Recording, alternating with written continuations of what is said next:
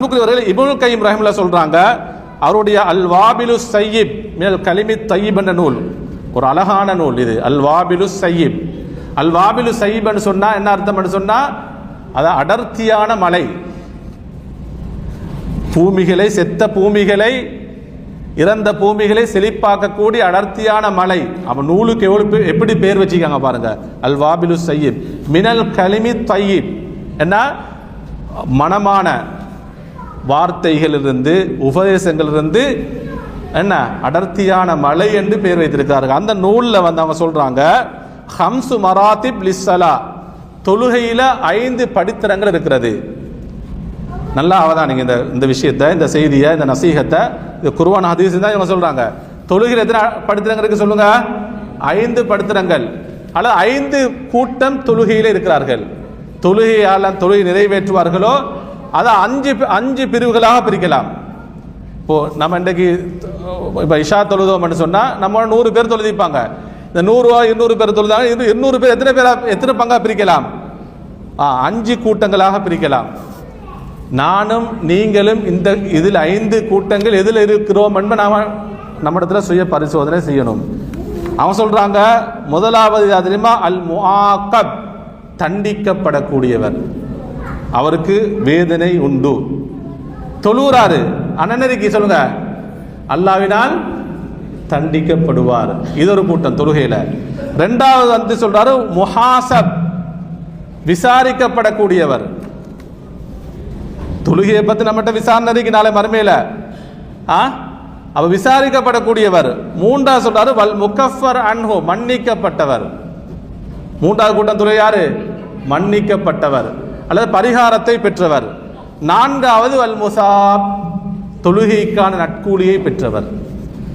தொழுகைக்கான பெற்றவர், நட்கூலிகளை பெற்ற. ஐந்தாவது சொல்றாங்க வல் முகர்ரப் மிர் ரப்பிஹி, ரப்போடு நெருக்கமானவர். அப்ப 5 பிரிவுகள் சொல்லப்படுது. முதலாவது சொல்லுங்க யாரு? தண்டிக்கப்படக்கூடியவர். இரண்டாவது யாரு? விசாரிக்கப்படக்கூடிய. மூன்றாவது யாரு? மன்னிக்கப்பட்டவர். நான்காவது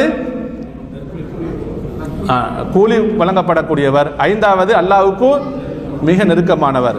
விவரமா தெளிவாக சொல்றாங்க. முதலாவது தண்டிக்கப்படக்கூடிய தெரியுமா? இமாம் அவங்க சொல்றாங்க, மனின் தக்கசமி வுது இஸ் ஸலாத்தி, தொழுகைக்காக வுது செய்யும் பொழுதே ஒழுங்கான முறையில், சரியான முறையில் வுது செய்யாதவர். அப்ப எங்க முதலாவது ஓட்ட வருது? வுதுலே என்ன செய்யுது? வுதுவை பூர்ணமா செய்யல, வுதுலே குறைபாடு இருக்கிறது. நபி அவங்க சொன்னாங்க, சஹாபாக்கள் வுது செஞ்சுட்டு இருக்காங்க, சில நபித்தோர்களுடைய கால் கழுவப்பட்டிருக்கிறது. காலுடைய எது கழுவப்படல? குதி. வயலுள்ளில் ஆகாப் என்று சொன்னாங்க, சில குதிகால்களுக்கு கேடுண்டாகட்டும் என்று சொன்னாங்க. பாருங்க எவ்வளவு எச்சரிக்கை. நம்ம இந்த வுது செய்யும் பொழுது நாம் கவனிக்கிறோமா? நம்முடைய கைகள், முகங்கள், தலை எல்லாம் ஒழுங்கான முறையில் வுது செய்கிறோமா? அன்புக்குரியவர்களே, அப்ப வுதுவில் குறைவு செய்தவர்கள், அதே போன்று தொழுகையுடைய அர்கான்கள், ருக்கூன்கள், நிலைகள்ல பொடுபோக்கு செய்தவர்கள். அப்ப வுதுவே சரியான முறை நிறைவேற்றல்ல, தொழுகை என்ன செய்யல, இவர் சரியான முறையில நிறைவேற்றல்ல. இவர் யாரு? தண்டிக்கப்படக்கூடியவர். இரண்டாவது யார் தெரியுமா? அல் முஹாசப், இவர் விசாரிக்கப்படுவார். விசாரிக்கப்பட்டதன் பின்னால் இவர் மன்னிக்கப்படுவாரா அல்லது தண்டிக்கப்படுவாரா? யாரு அறிஞ்சவன்? அல்லாஹ் அறிந்தவன். அவர் யார் தெரியுமா? ஓமன் அதாபி அர்கானி ஸலா வவாஜிபாத்திகா, தொழுகை வுது கரெக்டா செஞ்சாரு, தொழுகையுடைய அர்கான்கள், வாஜிபாத்துகள், சுனன் எல்லாம் பேணி தொழுதாரு. ஆனா லாக்கின்னஹு லம் யக்ஷா ஃபீஹா, உள்ளச்சத்தோட தொழல. நான் ஆரம்பத்தில் வந்து கது அஃப்லஹல் முஃமினூன், முஃமின்கள் வெற்றி அடைந்து விட்டார்கள், அல்லதீன ஹும் ஃபீ ஸலாத்திஹிம் ஹாஷி, உள்ளச்சத்தோட தொழக்கூடியவர்கள். அப்ப உள்ளச்சம் தொழுகை இருக்கல்ல. வலம் யஸ்தஹ்திர் அஸமத்தல்லாஹ், தொழுகையில் நிற்கும் பொழுது அல்லாஹ்வுடைய மகத்துவத்தை உணராமல், நம்ம அல்லாஹ்வுக்கு முன்னால்தான் நம்ம நிற்கிறோம் என்ற உணர்வில்லாமல் தொழுதவர்கள், உயிரோட்டம் இல்லாத தொழுகையாக தொழுதவர்கள். அன்புக்குரியவர்களே, பல்கானது இனஹு, அவர்கள் தொழுகையில் இருக்கும் பொழுது அவர்கள் உள்ளத்துடைய எண்ணங்கள் எல்லாம் வெளியே சென்றது என்று சொல்றாங்க. உடம்பு மட்டும்தான் சஃப்ல இருந்துச்சு பள்ளிக்குள்ள, தொழுகையில உள்ளமெல்லாம் எங்க ஓடிக்கொண்டிருந்தது? தொழுகைக்கு வெளியே. அன்புக்குரியவர்களே, ஃபயுஹாஸபு அலா ஸலாத்திஹி லிஅதமி குஷூஇஹி, இப்னுல் கையிம் சொல்றாங்க, தொழுகையில் உள்ளச்சம் இல்லாததனால் அவருடைய தொழுகையை பற்றி நாளை மறுமை என்ன செய்யப்படுவார்? விசாரிக்கப்படுவார். மூன்றாவது அல் முக்கஃபரு அன்ஹு, பரிகாரத்தை பெற்றவர், என்ன மன்னிக்கப்படக்கூடியவர். யார் தெரியுமா? ஓ மனதா பி அர்கானி ஸலா வ வாஜிபாத்திஹா வ ஷுரூத்திஹா, எல்லாம் தொழுகை கரெக்டா தொழுறாரு. வஜாஹத நஃப்ஸஹு ஃபில் குஷூஇ ஃபீஹா, தொழுகையில் குஷூவை ஏற்படுத்துவதற்கு, உள்ளச்சத்தை யூரோட்டத்தை ஏற்படுத்துவதற்கு போராடுறாரு. அன்புக்குரியவர்களே, போராடி போராடி என்ன செய்யாரு? தொழுகிறார். அன்புக்குரிய இந்த போராட்டம் நம்மகிட்ட இருக்கா? நம்ம எந்த அளவு போராடுறோம்? உள்ளத்தை ஒருமைப்படுத்துவதற்கு, அல்லாஹ்வுக்கு முன்னால் நாம் நிற்பதற்கு, அல்லாஹ்வுடன் நாம் உரையாடும் என்ற எண்ணத்தை, உணர்வை ஏற்படுத்துவதற்கு நாம் இந்த போராட்டம் இருக்கிறதா?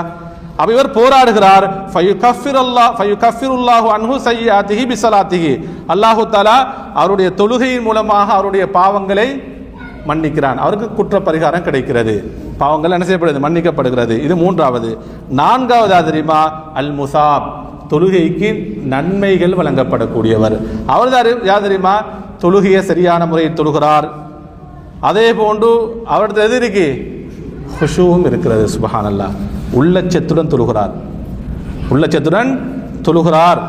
ஃபஹுவ முசாபுன் அலா ஸலாத்திஹி, இவருடைய தொழுகைக்கு என்ன செய்யப்படும்? சவாபு கிடைக்கும் என்று சொல்றாங்க, சவாபு கிடைக்கும். ஐந்தாவது தெரியுமா? வல் முகர்ரப் என்று சொன்னா நெருக்கமானவர், அல்லாஹ்வுக்கு மிக நெருங்கியவர். அவர் யார் தெரியுமா? இதான் ஆக உயர்ந்த நிலை, ஆக உயர்ந்த நிலை. அன்புக்குரியவர்களே, தொழுகையை சரியான முறையில் நிறைவேற்றுகிறார், உள்ளச்சமும் இருக்கிறது. அவர் எப்படி தெரியுமா? வஸ்தஹ்தர அன்னல்லாஹ ஃபீ கிப்லத்திஹி, உள்ளத்தில் அவர் எப்படி உணர்வு இருக்கு தெரியுமா? எனக்கு இந்த கிபிலால நான் முன்னோக்கிறேன், எனக்கு முன்னால் யார் இருக்கிறான்? அல்லாஹ் இருக்கிறான். வ அன்னஹு யுனாஜி ரப்பஹு, நான் யாரோடு உரையாடுகிறேன்? கவனம் சிதையுமா? இல்ல, முழு கவனமும் அல்லாஹ்வுக்கு முன்னால். ஃபயகூனு கரீப மினல்லாஹி அஸ்ஸ வஜல், இவன் அல்லாஹ்வுக்கு மிக நெருக்கத்துக்குரியவனாக மாறுகிறான்.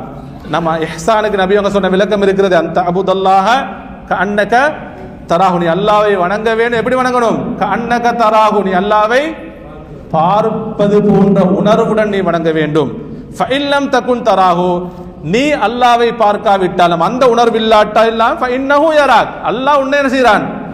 அவர் ரெண்டுல ஒன்று இருக்கணும். அல்லாஹ்வை நான் பார்த்து கொண்டிருக்கிறேன், நான் அல்லாஹ்வை பார்க்காவிட்டாலும் என்னை அல்லாஹ் பார்த்து கொண்டிருக்கிறான். இந்த உணர்வோடு, இந்த உயிரோட்டத்தோடு நாம தொழுதோம் என்று சொன்னா அல் முகர்ரப் மிர் ரப்பிஹி, யாருக்கு நெருக்கமானவர்? அல்லாஹ்வுக்கு நெருக்கமானவர். என் அன்புக்குரியவர்களே, நானும் நீங்களும் பெண்கள் தாய்மார்களும் நம்ம இன்றே முடிவு செய்வோம், இந்த 5 கூட்டங்களிலே நாம் எந்த கூட்டத்தில் இருக்கிறோம். குறைவு இருந்தால் நாம் சரி செய்து அதிகமாக அல்லாஹ்விடத்திலே துஆ செய்ய வேண்டும். அன்புக்குரியவர்களே, நபி ஸல்லல்லாஹு அலைஹி அவர்கள் அதிகமாக துஆ செய்தார்கள். அல்லாஹும்ம இன்னி அஊது பிக மின் கல்பின் லா யக்ஷா, யா அல்லாஹ் உன்னிடத்திலே பாதுகாவல் தேடுகிறேன். எப்படியான உள்ளம் தெரியுமா? உள்ளச்சம் இல்லாத, உனக்கு அஞ்சாத, தொழுகையில் உள்ளச்சம் இல்லாத, பேணுதல் இல்லாத உள்ளத்திலிருந்து நான் பாதுகாவல் தேடுகிறேன் என்று துஆ செஞ்சாங்க. அதே நபி அன்புக்குரியவர்களே, சஹாபாக்களுக்கு கற்றுக் கொடுத்தார்கள். தொழுகையில் சலாம் கொடுப்பதற்கு முன்னால் ஒரு அழகான துஆ, அல்லாஹும்ம அஇன்னி அலா திக்ரிக வ ஷுக்ரிக வ ஹுஸ்னி இபாதத்திக், இந்த துஆ அதிகம் நாம் ஓதணும். யா அல்லாஹ், எனக்கு நீ உதவி செய்வாயாக. அலா எதற்காக வேண்டி? திக்ரி, அலா திக்ரிக, உன்னை நினைப்பதற்கு, வ ஷுக்ரிக, உனக்கு நன்றி செலுத்துவதற்கு, மூன்றாவது வ ஹுஸ்னி இபாதத், உன்னை வணங்குவதற்கு இல்ல, அழகான முறையில் வணங்குவதற்கு. தொழுகை என்று சொன்னால் உயிரோட்டமான தொழுகையாக வணங்குவதற்கு, ஒவ்வொரு வணக்கங்களையும் இஹ்லாசுடன், உள தூய்மையுடன், நபியர்களுடைய சுன்னா அந்த வழிகாட்டலுடன், திருப்தியுடன் நான் வணங்குவதற்கு எனக்கு உதவி செய்வார்.